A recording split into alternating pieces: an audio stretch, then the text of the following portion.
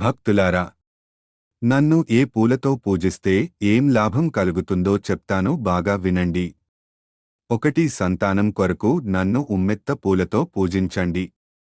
2. దర్భాలతో పూజిస్తే మీకు దీర్ఘాయుష్షు కలుగుతుంది. 3. వాహన ప్రాప్తికి, ఇల్లు చేజారిపోతుంది అన్నప్పుడు నన్ను జాజపూలతో పూజించండి. 4. రోగ నివారణకు ఎర్రగన్నేరు పూలతో పూజించండి.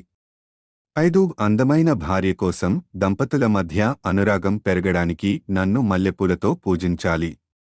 6. జ్ఞాపక శక్తికై నన్ను జిల్లేడు పూలతో పూజించాలి. 7. శత్రు నాశనానికి నన్ను మందార పూలతో పూజించాలి. 8. శత్రుబాధ నివారణకై నన్ను గన్నేరు పూలతో పూజించాలి.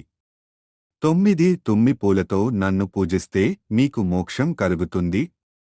10. అందానికై నందివర్ధనం పూలతో నన్ను పూజించాలి.